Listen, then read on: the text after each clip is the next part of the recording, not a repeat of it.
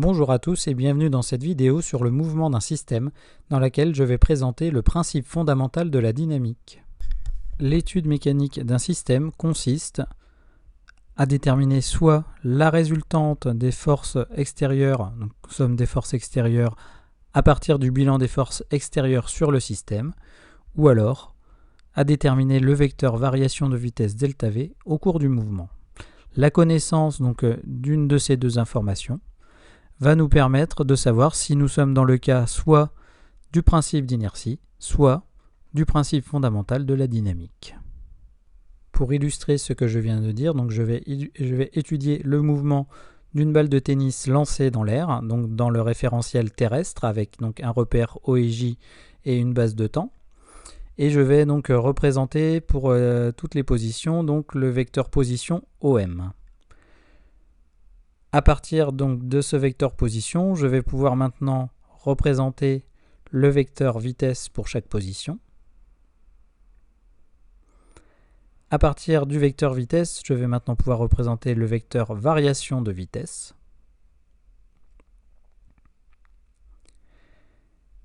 Pour pouvoir donc comparer donc ce vecteur variation de vitesse avec la somme des forces extérieures, donc je vais représenter les vecteurs force et la somme des forces extérieures. Si je compare donc ces deux vecteurs, ici ΔV et somme des forces extérieures, donc en les représentant donc sur deux schémas, je constate ici que donc ΔV et le vecteur somme des forces sont donc collinéaires. Et donc ils ont la même direction et donc leurs normes varient de la même manière, donc ils sont ici proportionnels. Je vais donc pouvoir donner une première formulation du principe fondamental de la dynamique ici. Donc si un objet est soumis à des forces extérieures qui ne se compensent pas, c'est-à-dire que la somme des forces extérieures est différente du vecteur nul, alors le vecteur variation de vitesse sera proportionnel à la somme des forces que l'on peut écrire donc sous la forme somme des forces extérieures qui est égale à K fois ΔV, donc ici le vecteur variation de vitesse, avec K qui sera donc un coefficient de proportionnalité qu'il va falloir déterminer. Pour tenter de déterminer K, je vais utiliser un dispositif qui est un spectrophotomètre. Le principe d'un spectrophotomètre consiste à envoyer donc des particules de masse différentes dans une zone où règne un champ magnétique qui dévie la trajectoire de ces particules.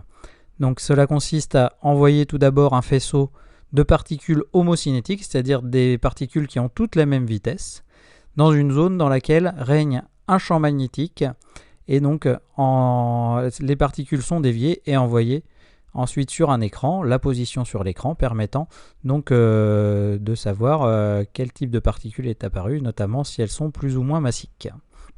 Donc je vais, à l'aide d'un script Python, représenter les trajectoires donc, de différentes particules suivant leur masse. Donc la masse augmente progressivement et j'obtiens donc les trajectoires suivantes. La force générée par le champ magnétique est indépendante de la masse des particules. Donc je constate que pour une même force, les particules qui ont la masse la plus grande sont moins déviées que les particules ayant une masse faible. Cela signifie donc ici que plus la masse d'un objet est grand et plus la variation de vitesse de cet objet est faible dans sa trajectoire.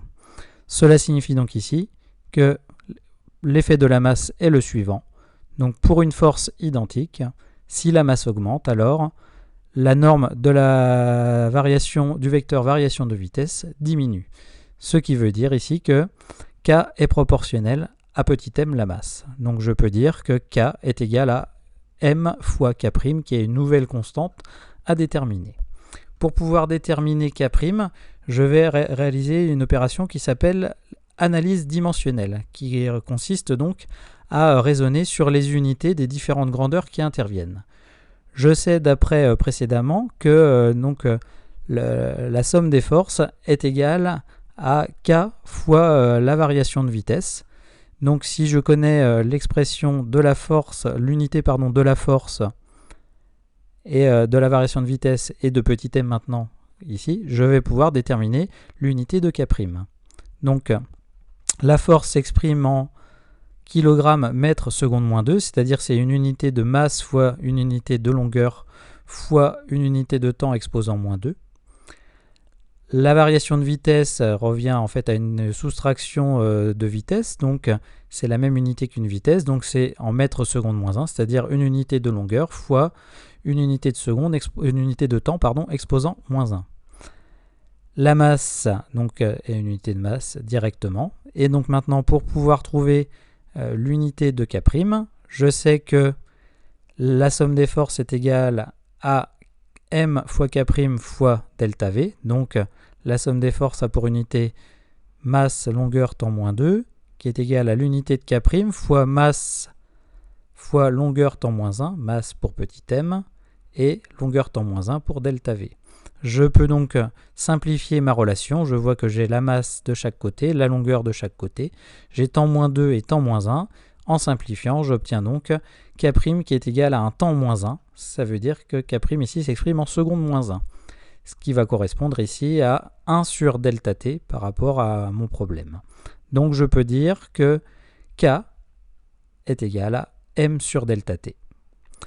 La connaissance de l'expression de K va pouvoir donc maintenant me permettre de définir et d'énoncer précisément le principe fondamental de la dynamique, que l'on appelle souvent PFD et qui correspond à la deuxième loi de Newton. Donc l'énoncé est le suivant. Si un objet est soumis à des forces extérieures qui ne se compensent pas, c'est-à-dire à une somme des forces différente de 0, alors le vecteur variation de vitesse et la somme des forces sont liés par la relation somme des forces extérieures qui est égale à la masse fois delta V sur delta T. Avec ici, donc petit m, la masse du système exprimée en kilogrammes, et delta T, l'intervalle de temps en secondes entre les deux positions permettant de déterminer delta V.